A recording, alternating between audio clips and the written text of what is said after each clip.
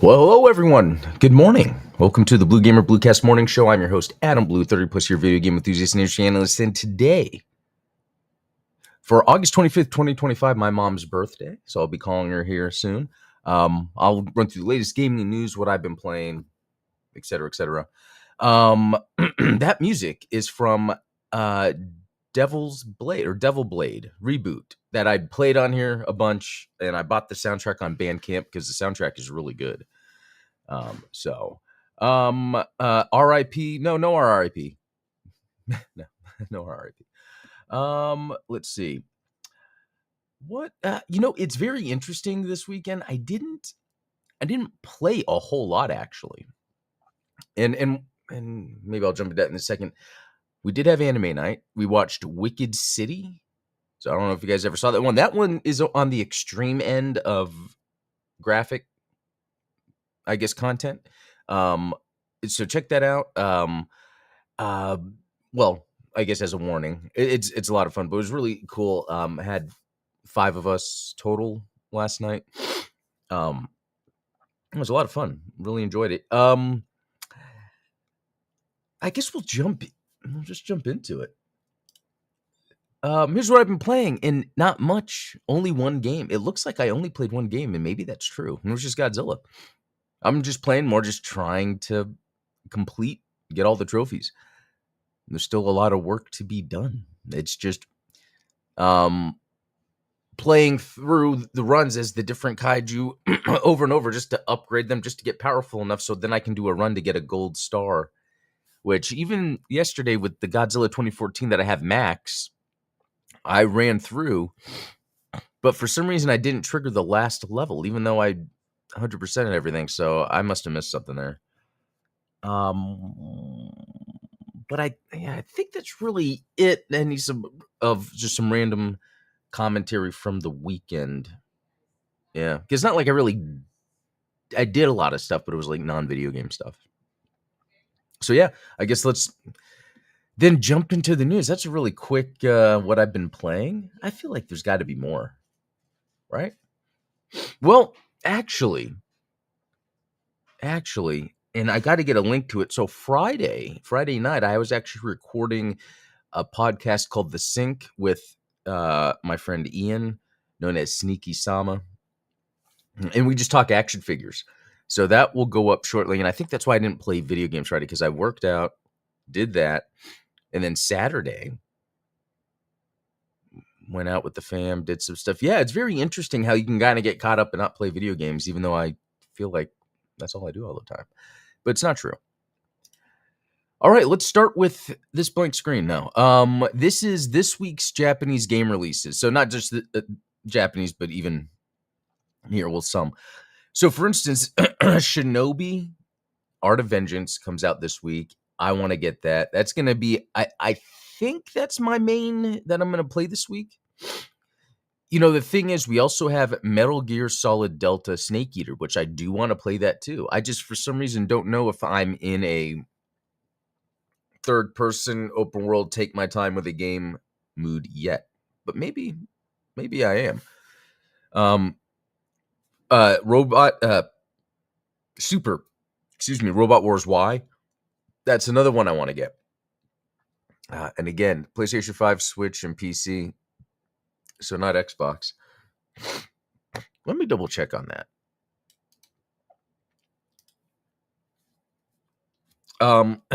And again, it's not like I'm an Xbox fanboy. I think I made that Gundam video where I had talked about, like, I think Gundam games should be on Xbox, and people were like, I guess, well, one person made a comment about being an Xbox fanboy. It's like, no, that's not the point. To me, I see video games being multi-platform, like allowing gay people to get married, I guess. I don't know if that's a good way. It's like everyone should have the opportunity. And I feel like if someone wants an Xbox over a PlayStation, I think a third-party company that doesn't have any deal with a platform holder might as well put their games on the other platforms. It helps the developer, because the developer's art that they've created then can be enjoyed by more people.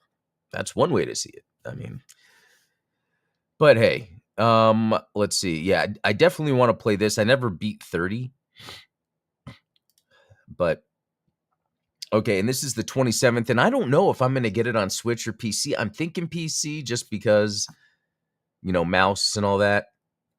But controls are pretty good. But then Switch might have touchscreen. I don't know. I'll have to do that research later. Let's see. Oh, okay. Lost Soul Aside. Let me look up that one next. Because that is one that I've been seeing some cool video about. Okay. Yeah, I had already clicked on this. Okay, so I think I remember, seeing this. That's interesting. This is PlayStation Publishing. I didn't even know that, guys. You know what, GMKillX? I wonder if this is what I get instead of Metal Gear Solid Delta. Because this does look cool. It really does. It was a long time development in the making. I wonder if that's why I've heard about this. I mean, in terms of, it sounds like it's something that I've heard of for a long time. Okay. So Shinobi, Metal Gear, Lost Soul Aside. I think those are the main ones. Let me go back to that. Actually, video game releases in US this week. None of this is correct. None of this is correct. For in US week of August 25th. Okay, so Gears of War Reloaded. I kind of don't care too much about it, but I am interested in playing it. Luckily, that's a Game Pass game, so I'll be able to play it on Xbox. I've never actually beaten the first Gears of War before. I've played the original, played remastered or whatever, could never get into it. Maybe this is the time. I don't know. Helldivers 2 on Xbox. Oh, for some reason I thought that already dropped. No, I think that already dropped. Let me look at this too, because I'm actually interested in the Space Cobra. For some reason I thought that was already out. Oh no, August 26th coming up. It's on my wish list. Man, there's too many games. Okay, let me get back to where I was. And then Metal Gear Solid Delta Snake Eater. And then Lost Soul Aside and Shinobi. Okay, man. And then the Nightling, I've played the demo of the Nightling. That's actually pretty fun. So that, I feel like, okay, there's a lot coming out. So I would say the Space Adventure Cobra and Shinobi are going to be very similar games, and I'd rather play Shinobi. Metal Gear Solid Delta and Lost Soul Aside are going to be similar in terms of having more of a action, third-person, good graphic game. I'll probably go with Lost Soul Aside, just because Metal Gear Solid Delta Snake Eater is a remake, although I've never played other than, I think, PSP? Was it PSP originally? Just a little bit? Or was it, or am I thinking of a different one? I don't know. Other noteworthy releases. Yeah, and then Super Robot Wars. Yeah, I don't know. There's actually so many games, and I don't think I would be buying all of these, and I don't know which ones I'm going to buy. That's going to be interesting. Let's see. The demo. Oh, Ultronymous, I am glad you brought up the demo was on Switch, because I downloaded the demo and didn't play it yet. I just need to try it on there to see if maybe that's where I'm going to go. I'm trying to space my purchase because I got Matt Suricon here in. Oh, that's pretty cool. Matt Suricon. Let me see what that is.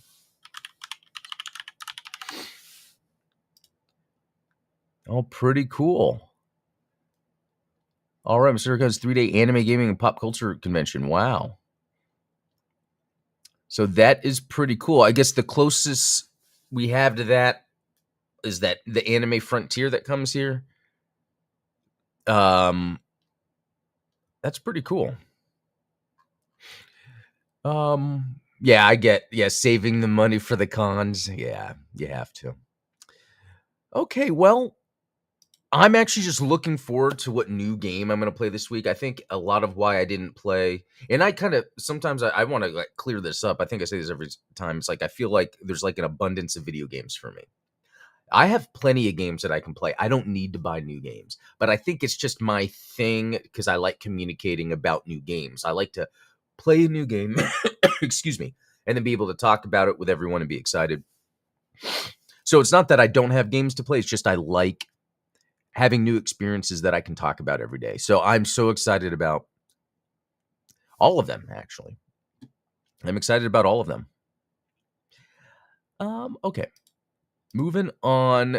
Bandai Namco announces their lineup for Tokyo Game Show. Tokyo Game Show is coming up, I think, end of September. So we could be, and because it's based in Japan, sometimes I feel like there would be potential awesome exclusive revealed, Japanese exclusives. Oh yeah, September 25th to 28th. So I'm curious what Bandai Namco has. They've got Code Vein 2, which is pretty cool. I have the first one, never beat it. That's a good, fun third-person action game I could be playing. There's a few on the tip of my fingers. Code Vein, Astral Chain, and then Bayonetta 3, although that's less of like the Bayonetta 3, I was a little disappointed I was playing it. That anyway, I'll talk about that later. Digimon Story, Little Nightmares 3, Once Upon a Katamari. That one could be the main fun one from them, but that's it. Nothing Gundam. Everybody's Golf Hot Shots, that actually looks fun. And Tamagotchi Plaza, that could be cool. Timing to be announced. Jump Plus Jumble Rush, an official online program featuring the latest information on the fall 2020. Oh, okay. Bandai Namco, not too much going on. I think, they canceled a bunch of games that we don't know what they were, so. Okay, here's the Capcom lineup from TGS. Some of this, I think, seems obvious. We've got, the new Resident Evil, the Biohazard Survival Unit. I'm really interested in seeing what that comes out to be. And then they just have like Monster Hunter stuff that I always want to try Monster Hunter, but I never really get around to it. But, okay, and then Pragmata looks cool. Definitely, but Onimusha. Really like the way the combat looked in Onimusha, so that's a lot of exciting stuff. But again, who knows if they'll have something. Wait, special store. I thought they had something special in store. Like, yeah, I don't know. Are we going to see surprises at Tokyo Game Show? Oh, Black Finger Jet, Jam Kill X. That is a good call. I've been waiting for that. Very, very cool that you brought that up. I'm amazed Survival Unit is able to work on my phone, but Gen Eternal and get them. Oh, so Survival Unit is also a phone game, or is it a phone game only? That's interesting. I need to look more into that. Okay. I wanted to check out this opinion real quick at Gamescom. This is GameIndustry.biz. Usually, generally, could be trustworthy. At Gamescom, it felt like the industry now has a plan to make games quicker. At least part of that plan involves AI. So there's a couple things here. Yeah, making games quick is a good idea, but not rushing to make it, but like keeping the budget down, keeping practical. Like, yeah, let's get this stuff done in this time. If you heard from the Silksong devs, from Bloomberg article, which actually, let me get on Bloomberg here for a second, but let me finish this. The Silksong devs, Team Cherry, said they had no issues with development. They just kept adding things, and they were like, okay, we got to stop soon. Which, yeah, I think so. I don't think you should just keep. I think game development shouldn't be the song, and it could be based on from when I grew up. Actually, that could explain some of my gaming habits now. But you would have Sonic come out, and then the sequel the next year. That happened with a lot of games within like the Genesis and Super Nintendo lifespan. You would have a bunch of sequels that would come out. And so you were kind of used to getting the next one. And then that kind of evolved into expansion packs and DLC where it's not another new full game, but here's little tidbits and pieces. And then it just got to the point where then they would just wait almost a decade for a new game to come out, and then would have all this DLC. So I think kind of going back to that old model would be helpful even for the publishers, so they're not spending so much money. Anyway, I probably just explained this whole article. They did mention AI. So one option is to use AI to speed up the development process, and it's an option that more and more studios are taking up.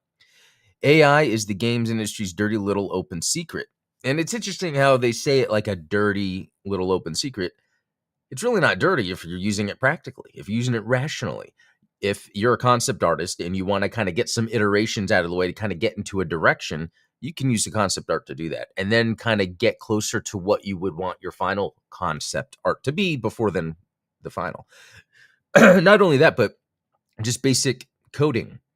AI can help in the beginning initially to make sure things are formatted correctly and there's no underlying issues. Even using AI to help manage and compartmentalize different silos of the game management so that it's easy to go back and fix things that have issues. It's so deep that an article wouldn't be able to cover all that. Um, but you could see, like, they have reason to be afraid. The outrage caused by a snippet of AI generated text being found in the altars. But is one example of why developers are wary of talking openly about AI. But, it's just one of those things where the outrage is usually from people that really don't have anything significant to contribute. They're just mad. And I think too much the game industry listens to people.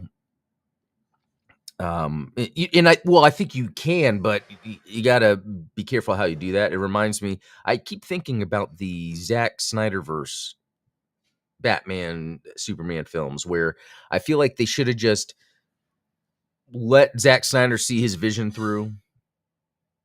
But I don't know. It kind of goes back to the whole inflated budget things. Was like Square Enix, like, well, this made money, but not as much as we wanted, so it's a failure. I guess we'll move on. Eva Empire tells devs to avoid early access unless their project is 90% complete.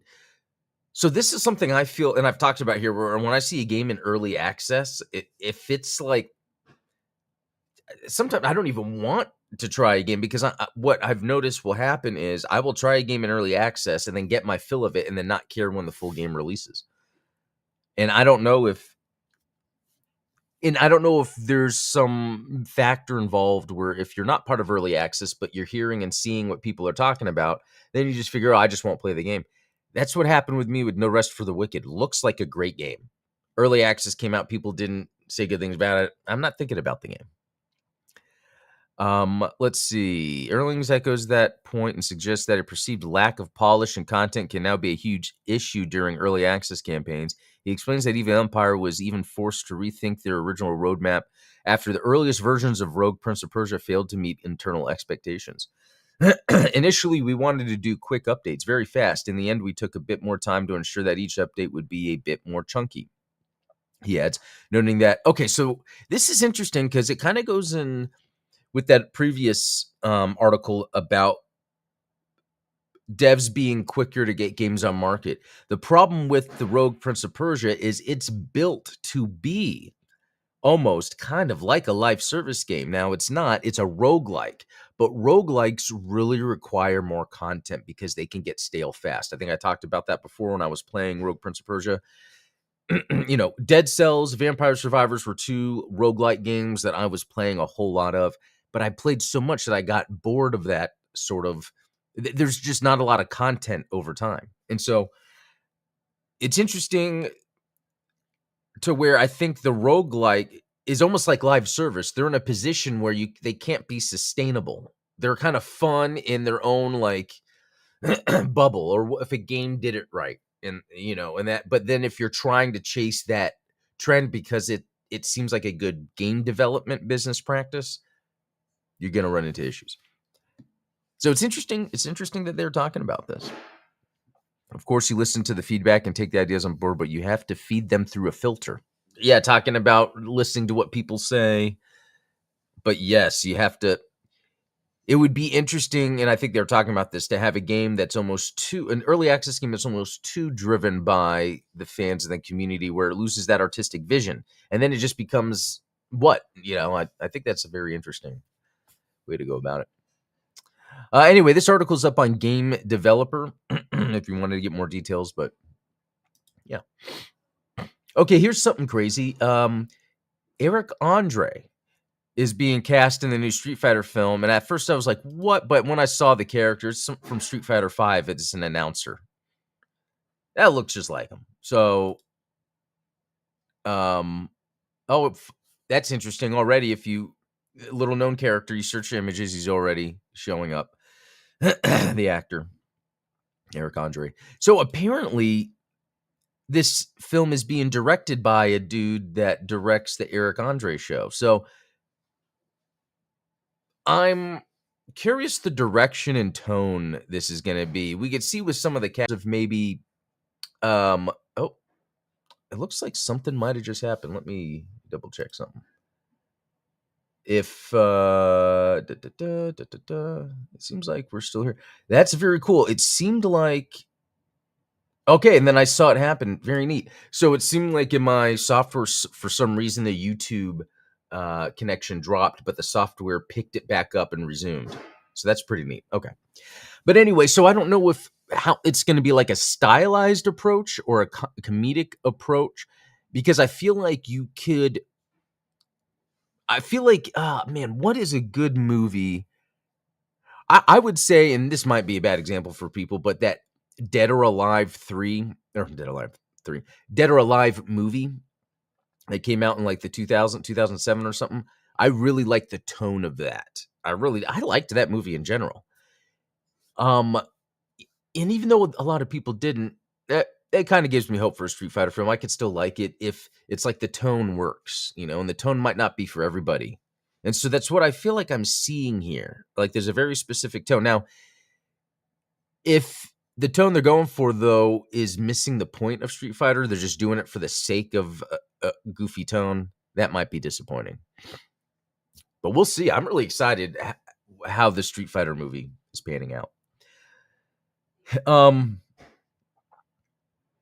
Neo 3 had one to test the systems and feel for audience input and tuning. Yeah, that they did that good, because that was like a demo network test. The problem is with the early access, it's more of the game is available to play, and then we'll be updating it over time, and then you never know what will come on. And then they'll change things because they're like, well, the community said, But with the Neo 3 thing, I think that makes sense, how they do that. It's kind of like a network test. Ultron was starting with Street Fighter 4. They started having more comedic angles. Yep, though Street Fighter 6 seems to be leaning more towards a balance between comedy but having a more serious vibe. Yeah, I've noticed that too. Yeah, Street Fighter 4 definitely was, because I could say I remember Street Fighter 4 came out. I played through it. I remember, but I wasn't as enamored by it as I was from the Street Fighter 3s that came out before. It's like it still has that cartoon. So that's what's interesting. It's almost like maybe this goes back to making anime seem live action. And I felt like I watched a movie recently where it's like, oh, that's like a live action anime, but I forget what it was. Okay. Forza Horizon 6 set in Japan. I hate that they do this. They know how to get me. On Reddit, apparently, they have these promoted GIFs, and it's just showing Blade fighting, and it makes me want to play. It's like they know to target me. Anyway, that would be cool. There's that. Okay, let's see. Okay, more details on Code Veronica remake from Dusk Golem. Rockford Island is semi-open world, and Claire has a motorcycle she repairs early in the player uses to traverse it. Yeah, I played Code Veronica back on the Dreamcast. I got to the very end. I want to say it was the last boss, and I just effed up my storage items where I didn't have any, it's like maybe I could have, but at that time I didn't know how to beat the last boss. So I'm interested in kind of revisiting all that. Code Code Veronica Remake is ahead of its internal schedule, meanwhile, RE0 got delayed recently after some form of dev reboot late last year. With that in mind, I think it's far more likely Code Veronica is first, even though originally it was the other way around. Steve will still have a crush on Claire. Blah, blah, blah. Wesker will play a big role. I don't care about the story as much. Wesker fights Chris is now a boss fight. Directed. Oh, the same duo who did the RE2 and RE4 remake. Wow. That's going to be good. Also claims he will ignore any Code Veronica questions from here on out until after RE9 is out. That makes sense. They want to just promote RE9 for now. Okay. Okay, that's cool. Okay. I hate almost everything they do with a passion. James Pond's creator isn't a fan of GameWare's AI-focused sequel. So, I'm a huge fan of the James Pond games. When I was younger, those were games that I played through a lot. The first, especially the second.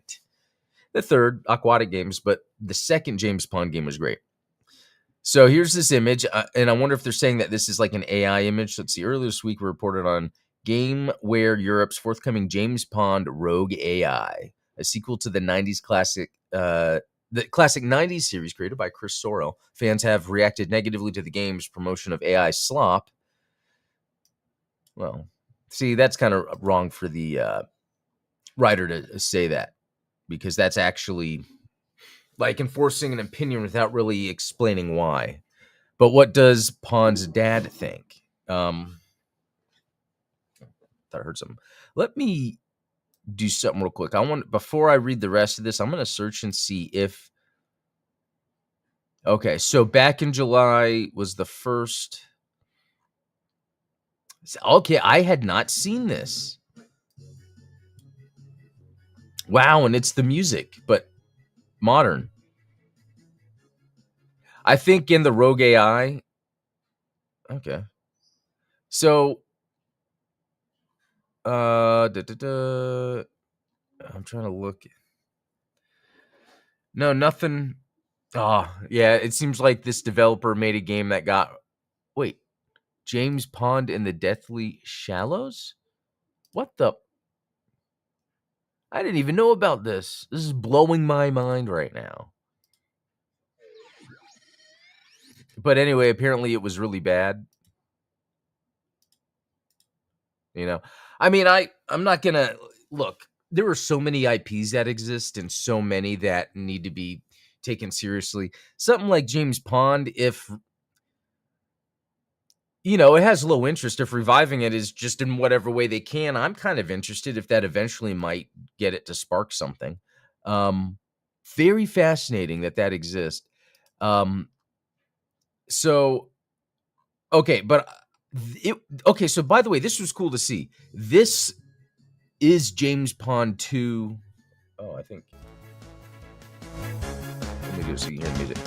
This is James Pond 2 gameplay I'm seeing, which Operation RoboCod, which is exactly what I would want.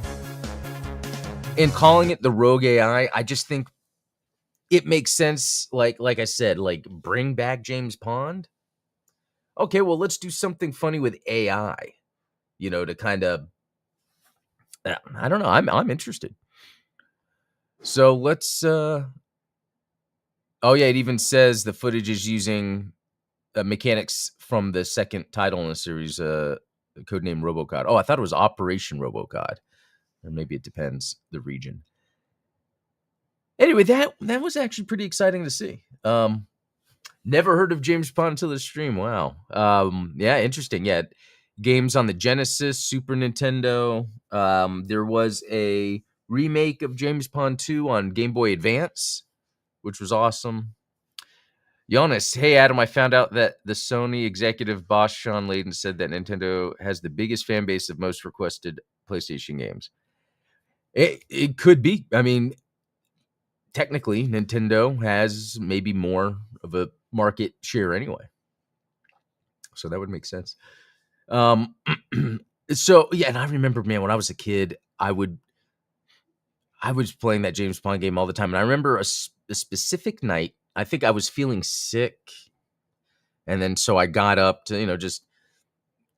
It's one of those things where I'd have like maybe a fever, so I'd be a little out of it. And I remember I'd get up just to be with my parents. And I remember my dad was in the living room playing James Pond, and I wasn't always seeing him play games, uh, but he was playing it, and then I just remember, because I was in my little fever, I was like, "Hey, Dad, have me go up, help me go up." But I was watching him play James Pond, and James Pond would do the ability to go up, and so it was almost like he would get to that spot, and then I was like in that whole fever headspace, knowing I needed to go. I don't know. That's like really ingrained in my memory, because fun game, but then being sick, weird thing. And not that it was like a serious sick. It's just one of those normal things. You get a fever, and I don't know about you guys, but sometimes you'll kind of act weird or see things. I did see an Elvis pig. I will tell you that. Okay, we're getting near the end. Was there? No, I think that's about it, actually. Wow, so we did this right. That music at the beginning, again, was from Devil Blade Reboot. The soundtrack is on Bandcamp. It's not on YouTube, so I could get a copyright strike or something. I don't know. Excellent music. That's great. So that was it. That was pretty cool for me. I didn't spend that much time with video games this weekend, but it allowed me during the show to do some research, find some new news, and get excited about the games coming out later this week. Shinobi, Super Robot Wars, Lost Soul Aside. There's Metal Gear. There's a lot. So I'm going to head out. Hope you have a good rest of the day. We will talk tomorrow. Have a good one.